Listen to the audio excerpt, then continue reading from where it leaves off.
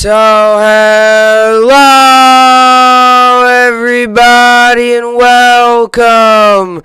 Yes, welcome and welcome back here at BSN Network. You back here at BSN Network. This is the BSN Network podcast here today. It is Monday, May 31st here today. Hopefully everybody's having a good day so far and had a good rest of their day so far. It is obviously Monday, May 31st. It is, in fact, Memorial Day today. And it is obviously coming off of another big weekend in sports. The Brooklyn Nets have won Game 3 of the series. They obviously lost on Friday night. It was a very tough loss to take, a very frustrating one to watch.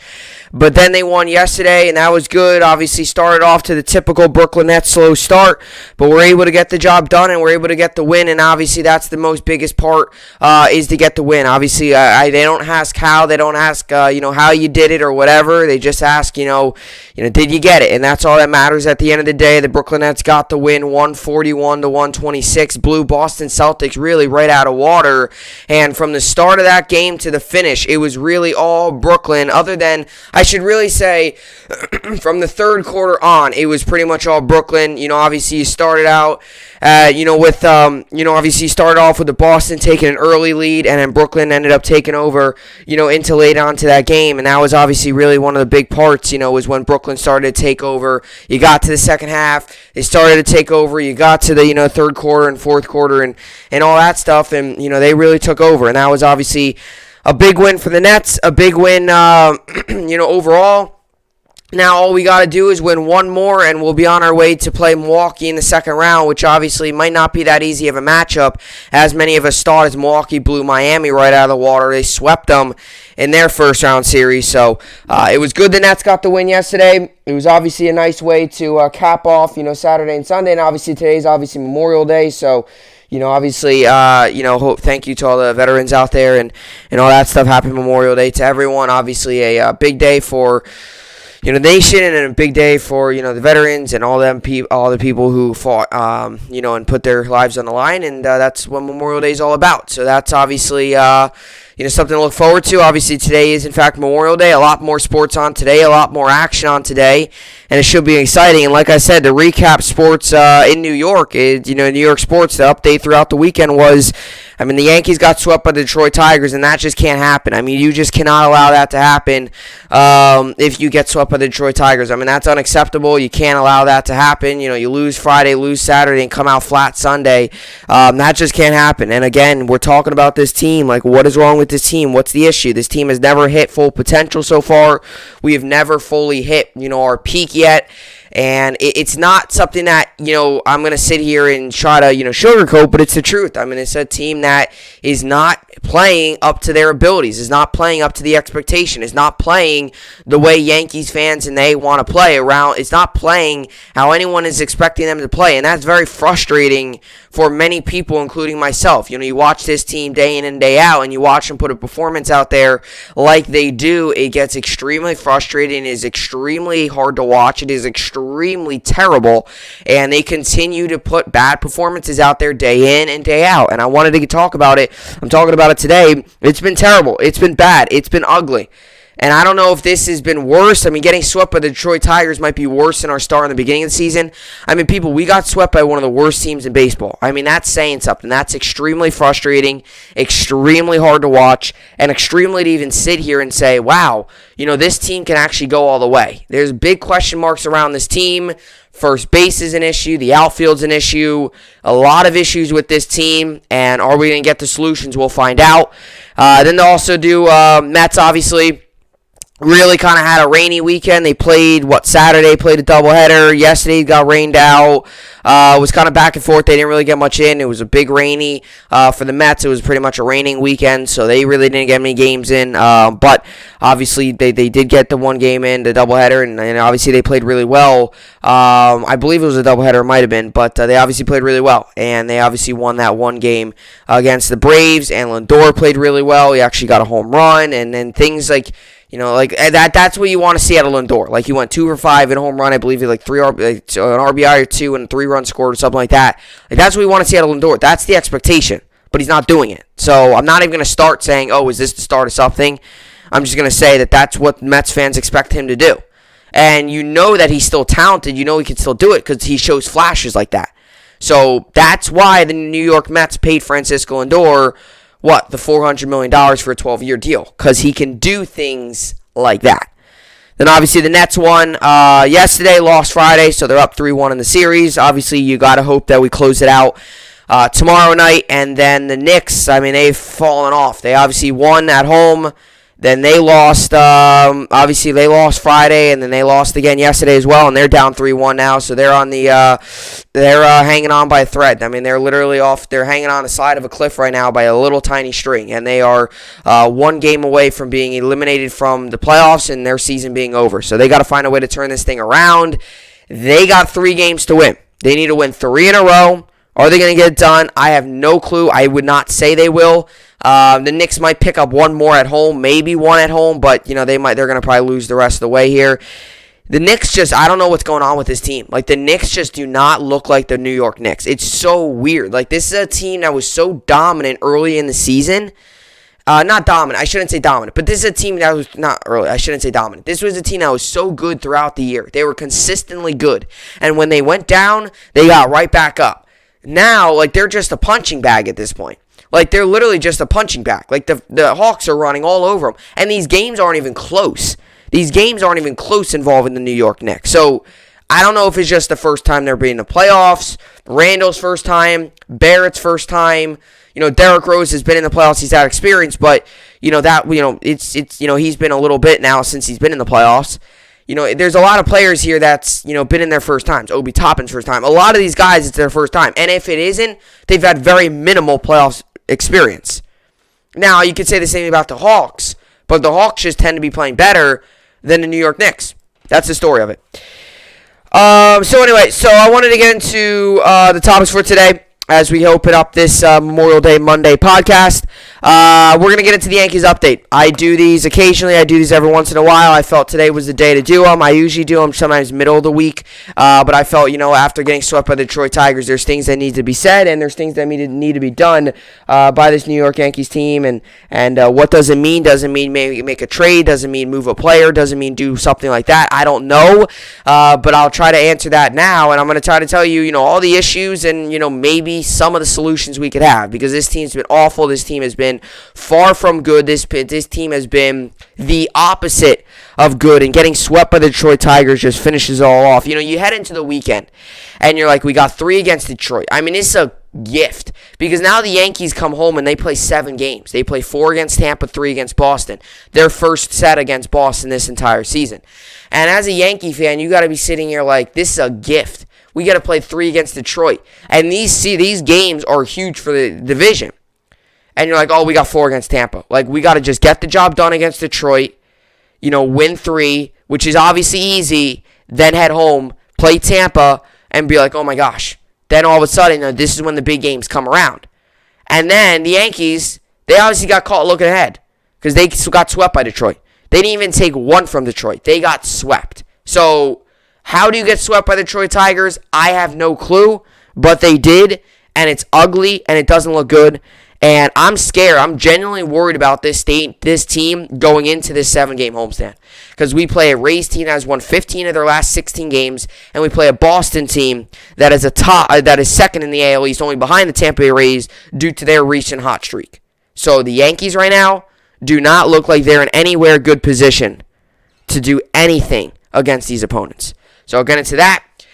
Then I'll get into Julio Jones rumors. There's been rumors all weekend, reports all weekend about where he's going to go. Many people said they expected a trade by next week. They said it last week, so a lot of people expect Julio Jones to get traded this week. So I'll keep an eye at it. I'll be, keeping a close eye on it. I'll be definitely seeing how everything plays out. But, you got to watch out here. This is a big storyline, and there's been a lot of rumors, been a lot of talk, been a lot of things. Seahawks are involved. The Ravens are involved. Obviously, Titans are involved. And there's been a lot of teams that have been, involved. A lot of teams that have been asking, to get him. A lot of teams that have been calling up. And, there's a rumor now that's floating around, a report that says that they might not be willing to give up a first. The Falcons might only give up a second for him, which I think is crazy. I definitely think Julio Jones is worth a first-round pick, but we'll see how it all plays out. I wanted to get into that. Then we'll finish off the New York Sports, the podcast with the New York Sports Update. And like I mentioned, Yankees played today, which, got to hope you get a win. Nets, Knicks off. Islanders also played today, I believe. I believe they played today, and the Islanders obviously lost game 1 of their series as well. So they got to find a way to bounce back. I think they're capable. I mean, they obviously lost game 1 they won game 1 of the Pittsburgh series, but then they lost the next 2. So is this going to be an opposite? Are they going to go down 1-0 and then maybe win the next 2 and something like that? We'll see how it all plays out. Islanders have done a pretty good job this season. Have been able to come back from behind. Obviously down 2-1 in that series, and then they were able to come back and win 3 straight, and now they're down 1-0 in this series, so I wouldn't be overly concerned. Now, if Boston takes another game tonight, might be reason for concern, but then you head back home to New York. So that's an opportunity to, get home field advantage and, try to get something going there. But with all that being said, let's get into the podcast, and this is the BSN podcast, and let's get right into it. I guess you could always say, well, that happened. Some people will say that. Well, that happened. That was terrible. That was awful. I don't know quite what happened with the New York Yankees this weekend, other than really what I could say is we were terrible. We were that bad that we got swept by one of the worst teams in the, not just the American League, but one of the worst teams in the MLB, in the Detroit Tigers. The Detroit Tigers right now are 22-31, and overall in the league, that will put them in, I don't even know, where are they? They're like in 5th to last place. So the worst team right now, record-wise, is the Baltimore Orioles. They are 17-36. Then it goes to Diamondbacks, Rockies, Pirates, Texas Rangers, Twins, and then the Tigers. So the Tigers right now are 22-31, and that's awful. That is terrible. That is like next level bad. They're 9 games below 500. Going into this series, they were 19-31 or whatever, so they were still not good. And they were going into the series, they actually had less wins than a lot of the other teams, but by winning 3 straight, that's big. And for a team that might win 3 of their next 10 or 3 of their next 15 games, they won 3 yesterday. So that's big for the Detroit Tigers, and they are worse than the record shows them because they are 22-31. And obviously, with that being said, right, they came into this weekend with only 19 wins. So they came into this weekend with not many wins, not much success at all, and yet they came out and swept the New York Yankees. And that's what annoys me the most. Not the Tigers. Tigers can, I don't really care about the Tigers. They're not a rival to us. I don't really care about them. It's nothing against the Tigers. They're terrible, though. They're terrible. Even though Tigers fans will admit, they're terrible. They're not good. They're going through a rebuild. Every Detroit team is going through a rebuild. The Lions are. The Red Wings are. The Pistons are. And obviously, like I just mentioned, the Tigers are as well. They're going through a rebuild. The New York Yankees are supposed to be, these are the games. You circle the games on your calendar, right? You go ahead and say, circle this game, this should be a really big game. Or you circle this game, and this should be a really big game. Or circle, this set of games would be like, these should be easy wins, but we still got to stay zoned in on them. The Yankees this weekend, this was a game you look on your calendar at the beginning of the season. Now, at the beginning of the season, either way, you look at these next 7 games for the New York Yankees that will travel into Sunday, and you go ahead and say, wow, so we got a lot of big opportunities to take games from our own division. You got the Rays coming up, 4 games starting today with a 1 o'clock game at Yankee Stadium, and then you have 3 against the Red Sox starting on Friday. That goes into Sunday, and that Sunday game is a Sunday night game. That Saturday game will be on Fox, so that will be an afternoon Fox game, which will draw some national attendance. Obviously, considering it's the Yankees, Red Sox, there's going to be a lot of action.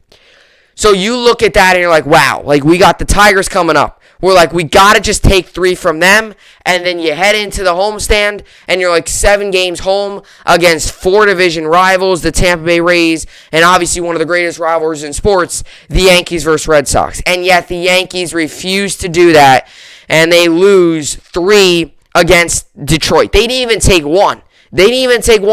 They lost 3. And they lost 3 in a way that they weren't even competitive. And I understand, they lost 3-2. That was a 1-run game. They hit all the walk-off. They only scored 2 runs. And in the game after that, they lost 6-1. And in the game after that, they lost 6-2. They scored a combined 5 runs in this series. A combined 5 runs. While the Tigers scored 6 and then 6 again. 3 on the first game. I will admit that wasn't much. Part of the reason that was because Garrett Cole was starting. He's obviously our ace. The New York Yankees scored 5 runs in 3 games. That is terrible. And they already got outscored when the Tigers scored 6 on Saturday and then added on another 6 on Sunday. And the Yankees obviously got outscored a total of 15-5. 10 runs they got outscored by. You're not going to win baseball games that way. You're not going to win series that way.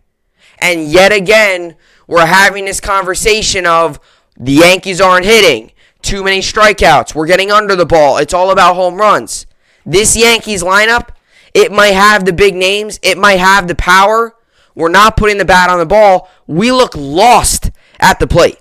This might be the worst this Yankees team has hit since you could kind of say Aaron Boone has been the manager. And I think we can kind of agree on that. Now, there might be a couple stages here and there where they've been bad, but they're still not this bad. They're still not this bad. I mean, I can't name one guy right now that's absolutely lighting it up. Aaron Judge has been, but I mean, he has been, but it's obviously not enough. There's been one guy in this team that has been dominating, and that's Aaron Judge. And I'm going to give him credit where credit's due. He's been very good. He had a ground rule double yesterday. He's been the only, he looks like right now the only guy that actually cares. That's another thing, too. There's no energy on this team. You're sitting there watching a Yankees game. There's no energy. This team just doesn't have the drive. Remember that 2017 team that got to the ALCS, obviously lost against the Astros, the cheaters. We should have ended up winning it that year, or getting to the World Series. I don't know if we would have beat the Dodgers, but getting to the World Series because the Astros are cheaters. Obviously, you remember all that? That team, remember all their celebrations and all that stuff? That team had so much energy. It had so much passion. That team was so passionate. There was so much energy. It was a bunch of young guys just battling it out, going to work every day, grinding a season out. And they got to the ALCS. That is not what I see out of this New York Yankees team. It's not. Now, do they show the camera on the dugout every inning? No, they don't. There's no reason to. But what I see is a lot of guys just no energy. I see a team that when they're down 2-0, they act like they're down by 10. And it sure does seem like it. As a fan, it seems like they're down 10 because they can't barely score 2 runs a game. They can barely score 2 runs. I mean, geez, all the Tigers had to do was score 2 runs on Saturday and they would have been able to win. The Yankees scored 1 run on Saturday and 2. And that is against the Detroit Tigers. I mean, that's against the Tigers. You can't tell me you can't score more runs against them. I mean, Casey Mize was on the mound Friday. I get he's got a lot of potential and he's a good guy, a good player. But you can't sit here and tell me that he's not going to, you can't sit here and tell me the Yankees can't hit him. I mean, the Yankees couldn't do anything. The Yankees look lost against the Detroit Tigers this series. And if you took one, it would have been bad. It still would have been bad. You lost the series against the Tigers. But at least you took one. And I would have loved that to be yesterday.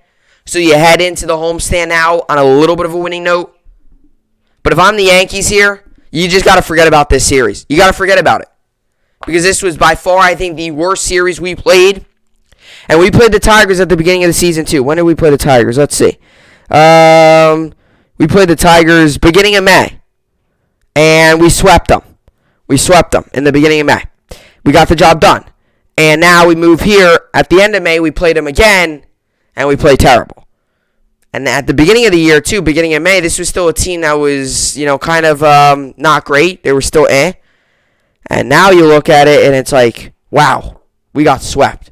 So does that mean we've, declined? Does that mean this was just a bad series? I mean, you just got to hope it's a bad series. Now, they did obviously lose their last series against the Blue Jays, obviously.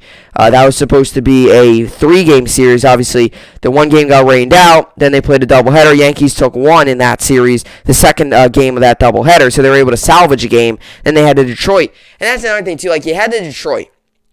And you got, like, as a fan, you got to be thinking, like, oh, this is such a great opportunity. You take 3 and you head home for a huge 7-game homestand, which will be 4 against the Rays starting today into Thursday, and then 3 against Boston starting on Friday going into Sunday.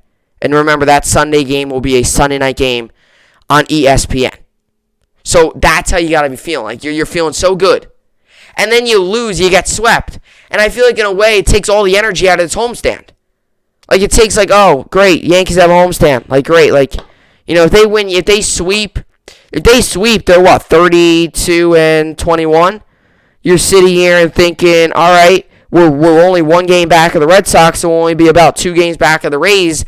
And you're like, wow, these games could actually mean something. Instead, now the Yankees are 4.5 games back of first place. So, it's terrible. And like I mentioned, 7-game homestand coming up. You got 4 against the Rays starting today.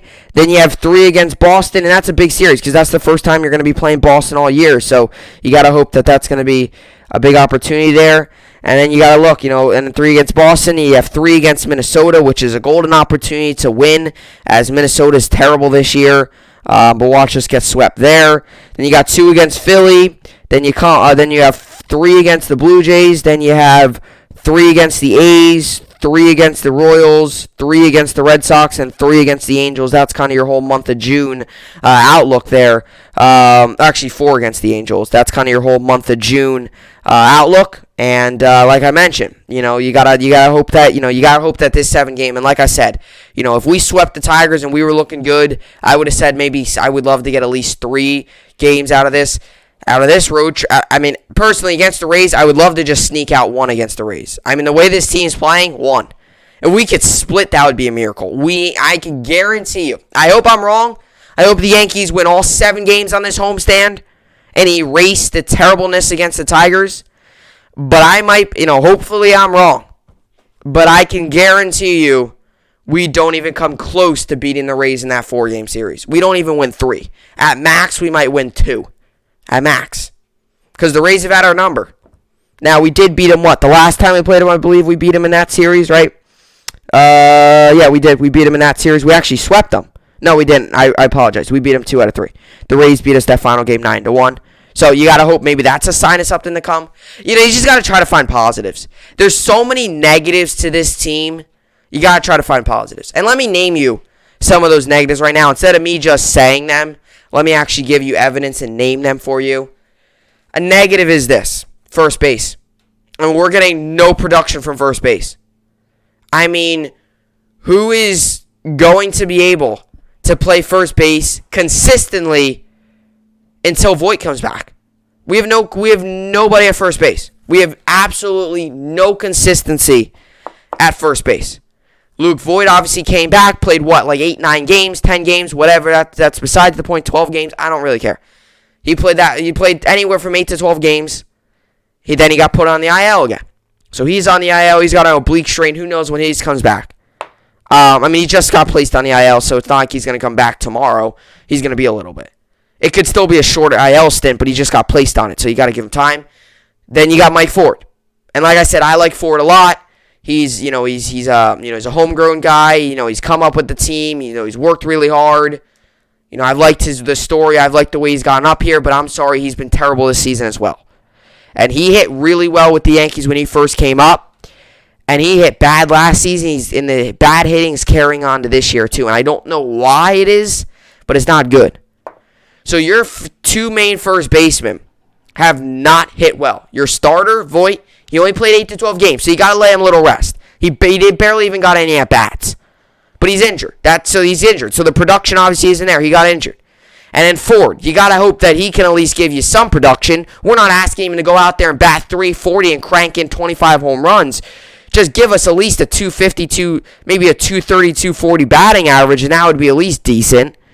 When Voit came up, I never said, you better bat .310 or I'm gonna be all mad. All we needed him to do is bat maybe tops 250.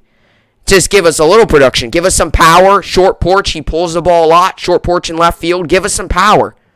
Or right field, rather. Give us some power.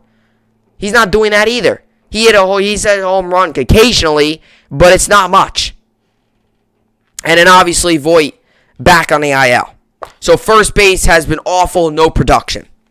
Solutions, maybe they bring up Chris Gittens, a guy who it seemed like a couple days ago they talked about it, and now all of a sudden it seems like a real possibility because we're still not getting production. Another guy, Miguel Andujar. He played first base yesterday. He did, it's just not his position. You just can't throw a guy out there. Andujar's in a complicated situation because they don't really know where to put him. You put him in the outfield, he's not great in the outfield. You put him at first base, not great at first base. He didn't play bad yesterday. He's just not his main position. His main position is third base, but Gio's got that position locked up. So we'll see what all happens. But I'll tell you what, first base is a big issue. Another issue is not so much the outfield, because the defense has actually been pretty good in the outfield with Judge, Gardner, and Frazier, or whoever's out there. But it's been the hitting in the outfield. And I want this conversation, I'm going to say it right now, outside of Judge. And I might say it a couple more times. This is outside of Judge. Because Judge, I think, is batting high twos, low threes. So Judge is no issue right now. And his defense has always been good. But it's Gardner and it's been Frazier. What's going on with them? They can't hit. I mean, what is going on with Brett Gardner and Clint Frazier? Clint Frazier really struggling hitting, and Brett Gardner also struggling. Now, I want to say something. Did I expect Gardner this year to play that much? No, I did not. Did I expect him to bat 300 again, cranking 15 home runs, have a 90 RBI season? No, I'm not expecting that. But again, a guy who can hit singles. He's a guy that for all those years was a really solid leadoff hitter. Again, a guy who start us off, get us some quality at bats, higher the pitch count, and maybe get a nice single. That's all you're expecting from him. He's not doing that though. His production has been terrible, hitting. It's been awful. And same thing with Clint Frazier. And Frazier actually started the season relatively well. He had a good first two series. He was doing pretty well. And then all of a sudden, it was like, oh my gosh, what has happened to this team? It was almost like, oh my goodness, what's happened? He's terrible. He's batting in the he's batting in the hundreds. And it doesn't seem like he's getting better either. And neither is Gardner. And it's not really been the defense, because I'll tell you what, Frazier has made some excellent plays in the outfield, some diving plays, some plays where he's really giving up his body. So I can't complain there. Usually it's the opposite with Frazier. Usually it's his defense that's the issue. His defense has improved, and his hitting has now been bad. Usually it's his defense that's bad, hitting is good. But in this case, his defense has been good, his hitting's been bad. And Gardner, he's made no spectacular play this year, but he does his job in the outfield. He does what he needs to do. So, production in the outfield.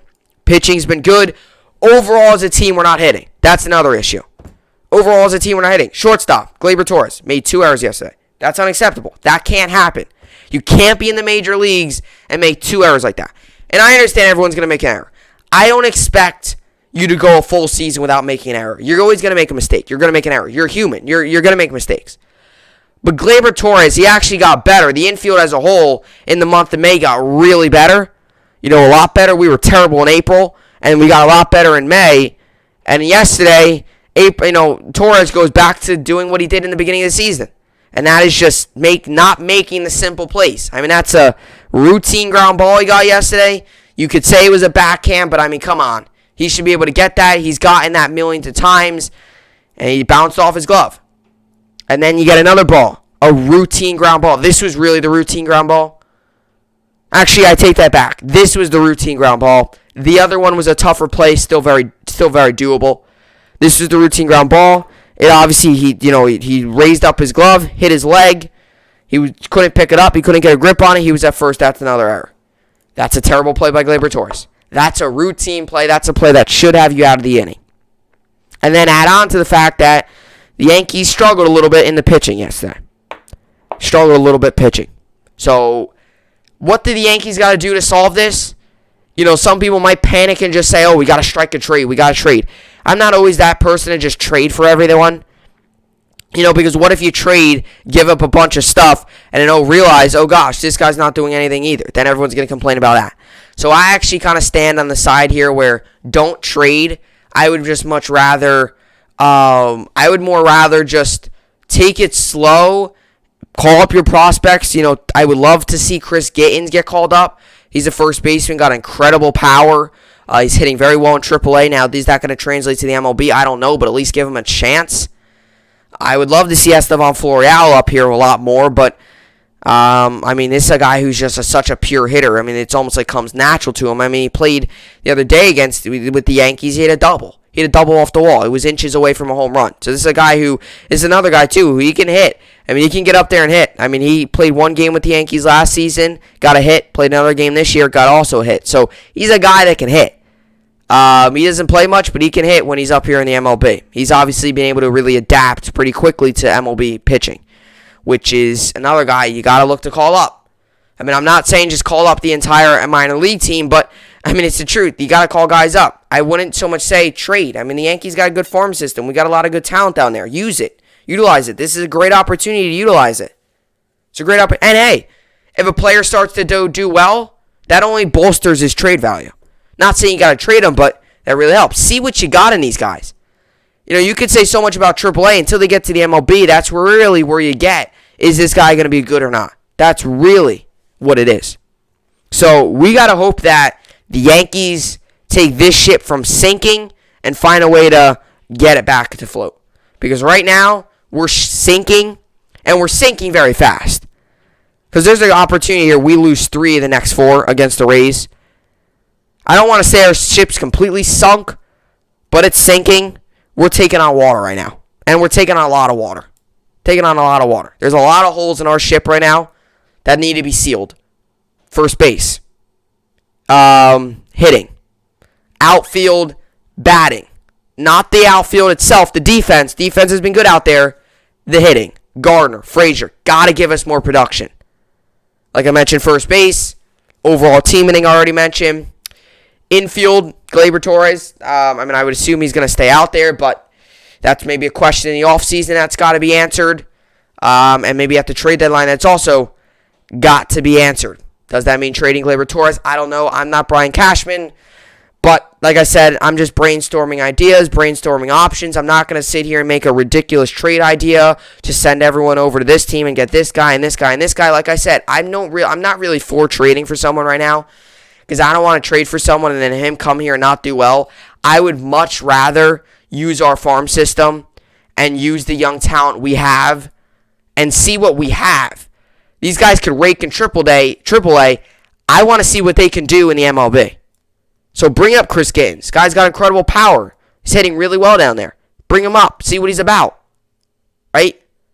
We have all this talent. We always say how much talent we got. We don't use it. So this is a great opportunity to use it.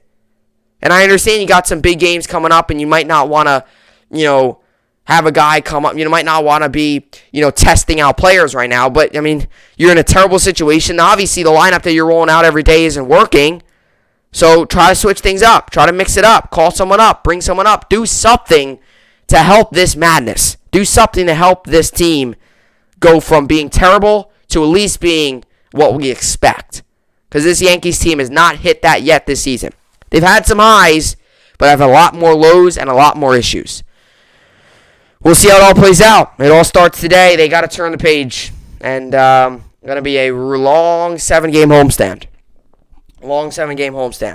Wouldn't you be embarrassed to get swept by the Detroit Tigers? Around the MLB, they must be looking like, wow, this Yankees team, they're really supposed to make the playoffs. This team's really supposed to be that good. I'm like, oh my God. It is just awful what this team is doing. We're not playing well. But anyway, that's what I got for this part of the podcast with the Yankees update. Same old. Nothing, nothing good going on with the New York Yankees getting swept. That's what just annoys me the most. If you lose a series, I'm obviously angry. I'm frustrated. But at least you took one. Or, if it's a 4-game series, if you split 2-2. But to get swept, and to get swept by the Detroit Tigers. Like, to get swept by the Tampa Bay Rays, I'm not surprised, because we can't seem to beat them. We obviously beat them early in the year. We won the series early in the season. Actually, in May, right? We beat them in May, yeah. But, other than that, it's just tough. It's just it's really frustrating, because, this team has the talent. We have the players. We just can't put it together. And that's the annoying part. That's the tough part. is the talent just is there. Like, the talent's there. Like, we got talent. It's just putting quality at bats together. It's, it's actually fielding the ball. It's stringing a couple wins together. It's hitting the ball well. Like, that's what it is. But we'll see how it all plays out. All right, anyway, we're going to get into the next topic here coming up. It's Julio Jones. And there's been a lot of stuff going around about him. It seems like every minute we get a new report. Reports were flying over the weekend. I was really excited to talk about it. And I'm going to talk about it right now. So Julio Jones, rumors, teams all over the place want him.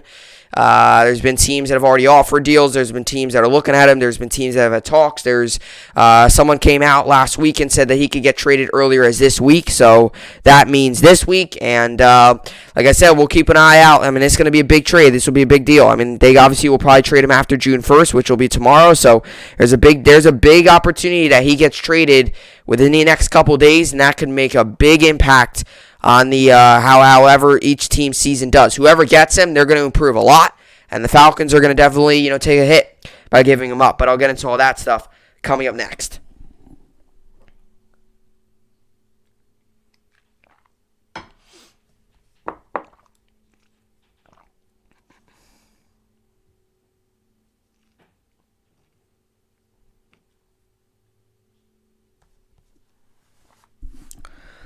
Alrighty, so let's get into this here. So Julio Jones trade rumors. Falcons would accept hard second-round draft pick. So Falcons are willing to give up less for Julio Jones. So I'm going to read this article because this is the newest article that came out.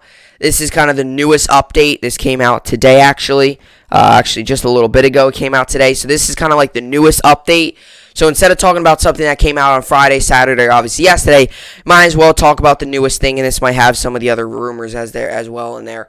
But, I mean, to be honest, this weekend has been full of reports. And it's like, we always see this in the NFL, we see it in sports, where, like, if a big name player is going to get traded, that's all you hear about. It's all you hear about. Like Watson, when he requested a trade, like that's all we heard about. Like, all we heard about was, Watson for like a good month. And we still hear it here and there, but it's obviously died down because people really don't think they're going to trade it.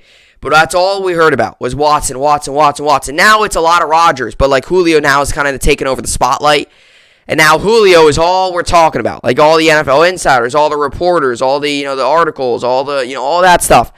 You go on NFL, it's, Julio, where is he going to go? This, and this. So Julio right now, the bright spotlight's on Julio. And I feel like in a way, like the season will finally, the offseason will really be complete once Julio gets traded. Because I don't think Aaron Rodgers is going to trade. I personally don't. I think he's going to stay. I don't think he's going to play. I think he's going to stay there. And I think the Packers will eventually trade him when he's not showing up.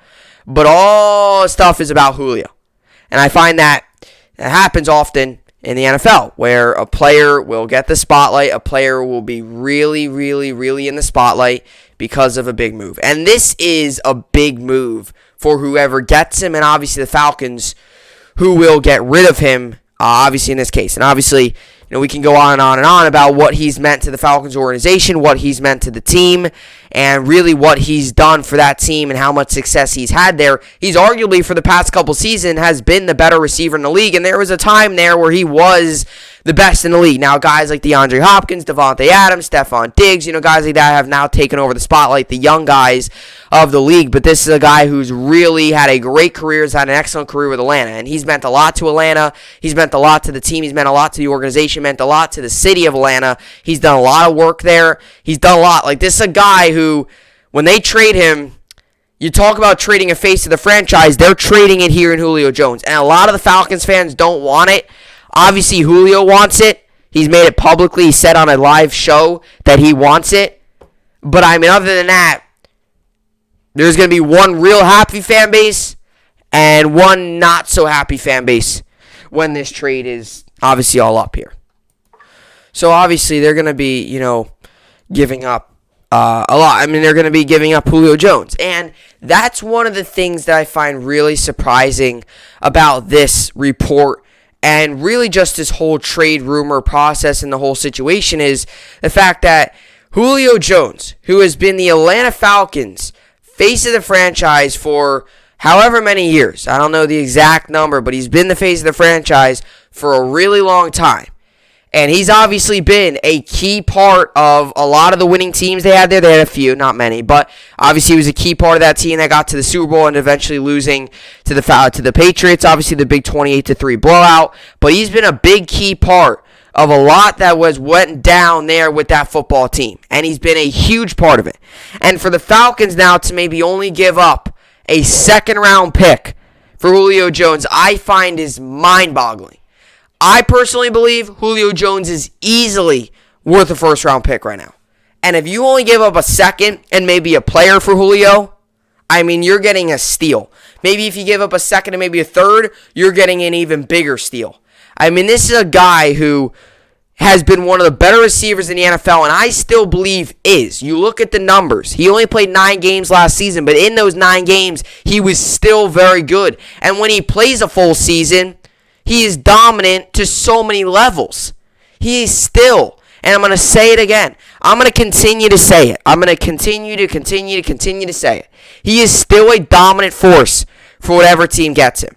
Whether that's the Seahawks, whether that's the Ravens, whether that's the Titans, whoever it is, it's going to create a lot of fun storylines, and it's create a really interesting receiving core. Because you add Julio Jones to that, and it makes things a whole lot better. Your team might go from here to all the way up here. I talk about that a lot of times. I talk about trades that might make someone's team go from here to up here, and you might have a trade that might go here to here, here to here, a trade that makes you a contender, to maybe a change where like the Falcons here might go from like here to here. They're going to lose Julio. I mean, they're going to lose Julio Jones. And you could say all the draft picks and all the talent they got, they're going to lose Julio Jones. There's no replacing that. And I get it, the Falcons have a lot of young talent. But if I'm the Falcons, I would want more talent for Julio Jones. You already have a lot of young talent. You could get even more by trading and getting a lot more for Julio Jones. So I'm telling you what, this is going to create a lot of interesting stuff. And there's a lot of reports and a lot of stuff. If I'm the Falcons, I know some teams might not be really willing, but if I'm the Falcons, I give up a whole lot more than a second round pick. That's how I look at it. I give up a whole lot more than a second round pick. Because this is a guy who still is very good and still can be a key dominant force for whatever team lands Julio Jones. Julio Jones trade rumors. Falcons would accept hard second-round draft pick. A second-round pick might be enough to snag Julio Jones from the Atlanta Falcons. Obviously, they have been actually wanting a lot, and some of the teams have been shooting it down, but I don't see why. I mean, you're going to need it. You might, for a guy that's this good, you might not want to give up more. And maybe I am overhyping Julio Jones, but look at the numbers. Look at what the guy does on the field. I mean, he's aging really well. I mean, he is. This guy's not losing much. NBC Sports' Peter King reported the Falcons are looking for a trade in which they wouldn't be on the hook for any of the $38 million he's still owed in base salaries. I was told a while ago by a source I trust that the Falcons would accept a hard second-round pick in 2022, no condition on Jones' playing time. With no responsibility to pay Jones any of the $38 million he has coming, King wrote. ESPN's Diana Rossini reported at least one team has included a 2022 first-round pick. In a trade package for the seven-time Pro Bowler. King spoke to a general manager, however, who questioned whether it was if that was an option for the Falcons right now. If Atlanta had that offer, they'd have made the deal and just said we'll announce it next week. The GM said. King's report also aligns somewhat with what Pro Football Talks' Mike Florio reported Sunday. Florio reported some around the NFL believe Tennessee Titans will send a second-round pick to Atlanta for Jones. At this point, Jones' exit feels inevitable. Whether was aware he was speaking publicly on cable television. There's probably no going back after he left. No doubt on undisputed about his desire to leave. The 32-year-old's contract situation might be complicating matters somewhat slightly. He counts for $19.3 million in both 2022 and 2023, and his $22 million average salary is already the second highest for a wide receiver. And he might soon be looking for one last big payday. The aforementioned Titans, for example, don't have the $15.3 million in salary cap space, just $3.6 million to assume all of his guaranteed money right now. According to Rossini, the Seattle Seahawks have also weighed a move for Jones, with him and Russell Wilson already talking about a potential collaboration. Like the Titans, the Seahawks would need to free up a lot of cash since they have just $4.7 million in cap space, giving up a second-round pick for a wideout who was named to a Pro Football Hall of Fame's All 2010s team and is a no-brainer. When healthy, Jones has been one of the NFL's most consistent and productive pass catchers in the NFL.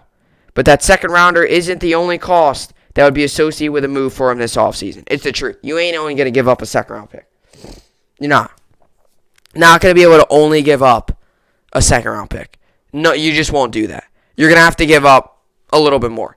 You might have to give up a little bit more than just a second-round pick. But, I mean, I'm just surprised that they're willing to just give up a second-round pick for this guy. They got to look at the big picture. You're giving up Julio Jones, and I understand they're okay with that. But as a fan, as someone who's seen him play, as someone who knows how good he can be, I'm just really shocked with as much as he has meant to that organization that they don't want more. And I get it, they've already got a lot of young talent, so they might be looking at, just get him out of here, get to the young talent and just move on. They might be looking at it that way. But they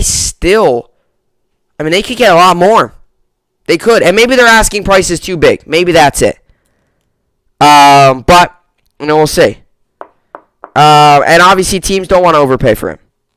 Seahawks, 49ers also have looked at him. Titans. So Rams, Titans. Okay, so these are all them. So Rams, Titans, Seahawks, Ravens have all, had some discussions or some sort of, talk about getting Julio. So, does that mean that any of them will get them? Probably not. But that's usually how it is. So, we'll see what happens. But it's going to be a big trade. When it goes down, it's going to be a big trade around the league. All right, so let's get into the New York Sports Update and finish off the podcast here. Let's get this up here. All right, so as for the NBA, yesterday, like I mentioned, the Clippers won, crushed the Mavericks. That series is so weird. The Clippers won 2 at home, or 2 on the road. Or not, well, that too. But the Mavericks started off, won 2 in LA. And then the Clippers have won now 2 in Dallas. So that series is the battle of aways. Both teams are winning on the road. Which is kind of funny, because you would think it's the opposite. You would think that the Clippers you would think that the Mavericks, after winning 2. That's nothing. Mavericks won the first 2 games. They've lost the last 2. You got to be thinking, if you're Mavericks, you got to be thinking like, oh my gosh, this is an opportunity to sweep. We head home now. Suns beat the Lakers, and Hawks, like I said, crushed the Knicks 113-96. And the Nets also won yesterday, 141-126. We moved to 3-1 in the series. And Kyrie at 39 points, Harden 23, and Durant led the way with 42 points. We're 1 game away from moving on to the second round. As for today's games, we got the 76ers Wizards. Sixers go for the sweep. I'll give the 76ers the win. And Jazz Grizzlies, I will give the Jazz the win. As for the NHL, yesterday the Avalanche crushed the Golden Knights 7-1. Just smoked them, absolutely smoked them. And the Lightning took game 1 of that series as well. They won 2-1 against the Hurricanes. So Colorado leads 1-0, and the Lightning lead 1-0 as well. As for the NHL today, we got Game 7 of the Maple Leafs Canadiens. I'm going to give Maple Leafs the win. And then you got the Bruins Islanders. I could see the Islanders bouncing back here. And then as for the MLB, like I mentioned, Yankees got swept. But yesterday's games were as followed. Angels won, Giants won, Mariners won, Diamondbacks won, Indians won, Reds won, Royals won, Cheaters won, White Sox won, Rockies won, Rays won, Brewers won, and Blue Jays won. I don't know if you guys saw that, but Tatis Jr. hit a home run that hit the train tracks at Astros at Minute Maid Park. The thing was launched. He's just unhuman. He's another one, too. The guy's just unhuman. He does things that not many players, not many people can do. As for today, we got the Twins, Orioles. I'll give Twins the win. Reds, Phillies. I'll give Reds the win. Brewers, Tigers. I'll give Brewers the win. Cubs, Padres. I'll give Padres the win. White Sox, Indians. Give me the White Sox the win. Giants, Angels. I'll give Giants the win. Mariners, A's. I'll give A's the win. Cheaters, Red Sox. God, this is the game of the battle of bad. Alex Cora returns to Houston. This is like a game that's like, this is the battle of like bad. Red Sox and the Astros, terrible. I'll give Red Sox the win though. And then Braves, Nationals, I'll give Braves the win. White Sox, Indians, okay, that's a doubleheader. Give me Lambert's on the mound for the White Sox. I guess I could see a split. Win one of those two games. Royals, Pirates, obviously Royals. And then Dodgers, Cardinals, Dodgers, and Mets, Diamondbacks. Give me DeGrom's on the mound. Mets come in this game 25-20. Diamondbacks 19-35. Give me the Mets. DeGrom's on the mound versus Kelly. Diamondbacks have been terrible lately, so give me the Mets. I believe they're on like some 13-something game losing streak. I could check. They're on some terrible. Okay, so they were on. Okay, so they've won a game. Miracle. Weren't they on like? I thought they were on some sort of 13-game losing streak before they won that last game. I'll have to check to confirm that. But anyway, as for today's games, Yankees come in this game 29-24. Rays come in this game 34-20. This game comes on today 7:05 p.m. or 1:05 p.m. Eastern Standard Time on Yes. So this is a day game.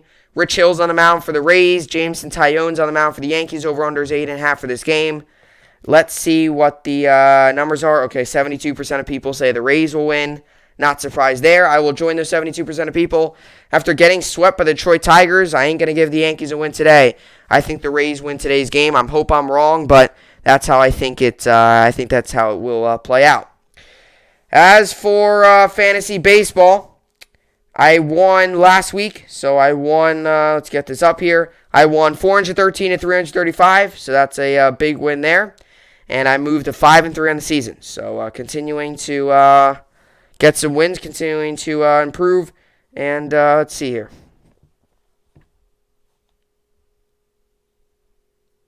All right. So I just made I moved there. I still got to make all sorts of different moves. Actually, I'll probably put Austin Riley in.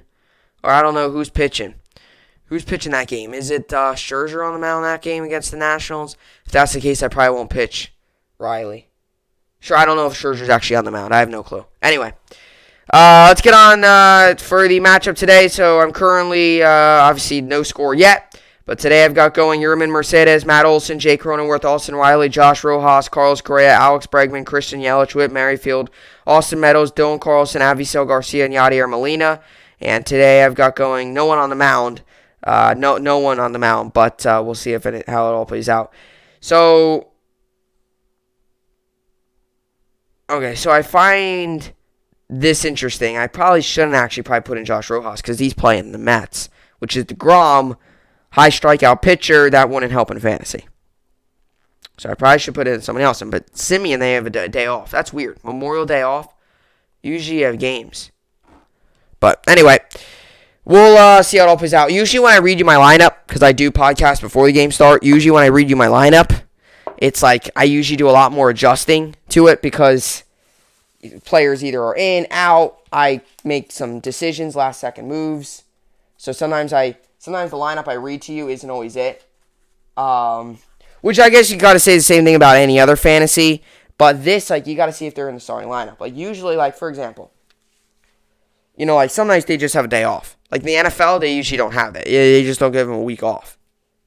And also, there's a lot more players and they're in less spots. Usually in the NBA, it's, usually in the NBA, how it is, it's like when all 30 teams play, I have guys on the bench. That's the same thing with the football, fantasy football. But in the NBA, fantasy hockey and all that, usually you just got guys playing and your bench is empty.